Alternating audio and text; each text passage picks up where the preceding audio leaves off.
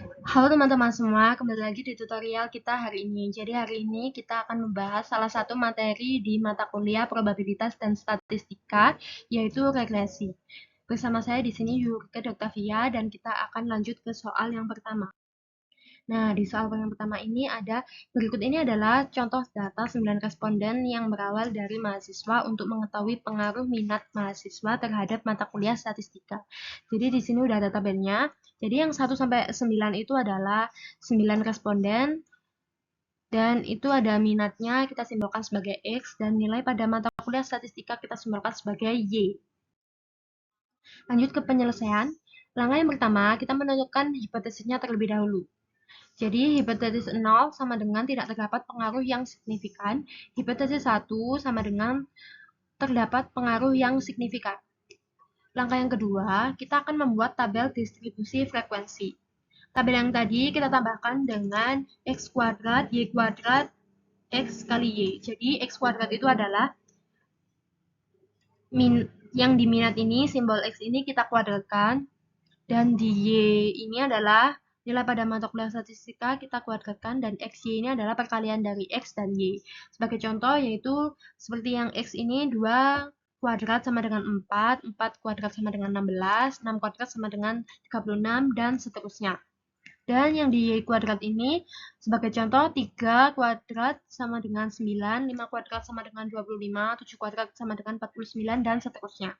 Dan di XY ini adalah perkalian dari X dan Y. Contoh ya, ini 2 kali 3 sama dengan 6, 4 kali 5 sama dengan 20, 6 kali 7 sama dengan 42, 8 kali 9 sama dengan 72, dan seterusnya. Lalu kita tambahkan semuanya, kita sigma. Jadi ini sebagai contoh, ini di kolom minat, ini kita tambahkan semua, 2 tambah 4 tambah 6 tambah 8 tambah 3 tambah 5 tambah 7 tambah 9 tambah 1 itu sama dengan 45, dan semuanya ini kita tambahkan semua ya guys. Jadi ini kita tambahkan semua dan hasilnya kita taruh di sini. Nah, langkah yang ketiga, kita akan mencari nilai B-nya. Jadi rumusnya untuk mencari nilai B itu adalah N sigma XY min sigma X sigma Y per N sigma X kuadrat min sigma X kuadrat. Nah, kita langsung aja masukkan ke dalam rumus ya. Jadi N-nya itu kan 9. Jadi 9 itu yang kita tadi itu 9 responden kan. Itu tergantung data kalian masing-masing ya. Jadi karena aku adalah 9 responden tadi, jadi kita masukkan 9. Lalu sigma X-nya itu 301, sigma X-nya itu 45, sigma Y-nya itu 53 per N lagi 9, sigma X kuadrat itu 285, sigma X kuadrat 45 kuadrat. Jadi kita mendapatkan hasil 0,6 itu dari 9 kali 301 per min 45 kali 53 per 9 kali 285 dikurangi 45 kuadrat. Hasilnya itu 0,6. Nah, langkah yang keempat, kita akan mencari nilai A-nya. Jadi, kita tadi kan udah mencari nilai B, sekarang kita akan mencari nilai A.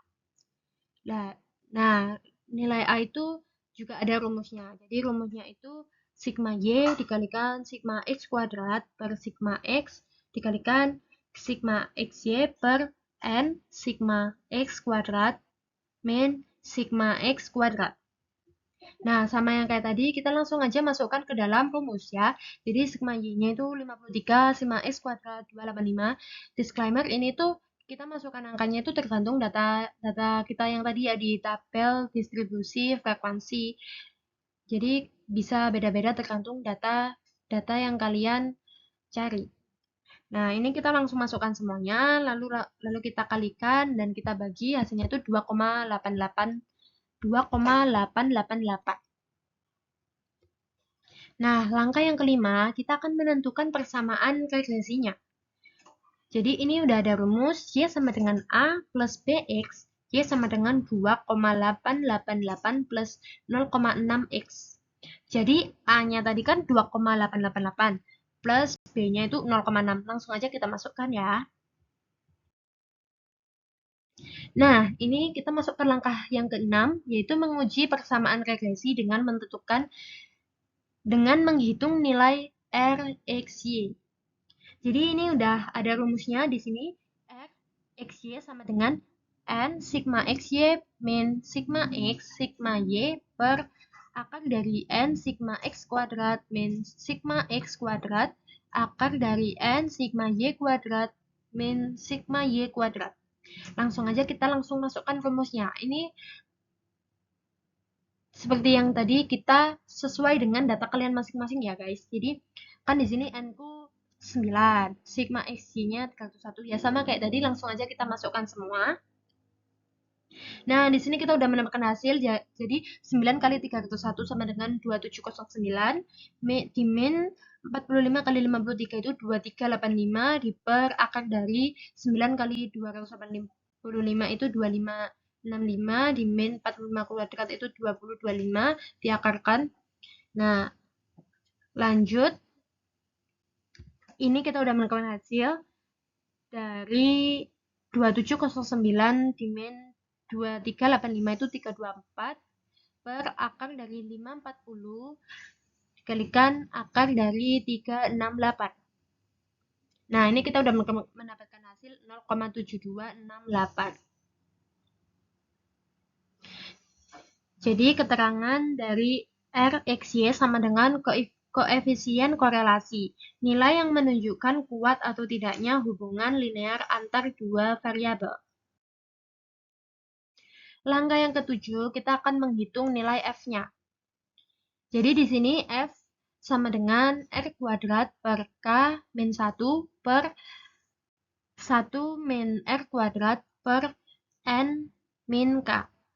Langsung aja kita masukkan ke dalam rumusnya. Tadi kan kita udah dapatkan R-nya itu sama dengan 0,7268 kuadrat, dan K-nya itu adalah 2 min 1. Itu rumusnya ya. Jadi di sini langsung kita masukkan semuanya.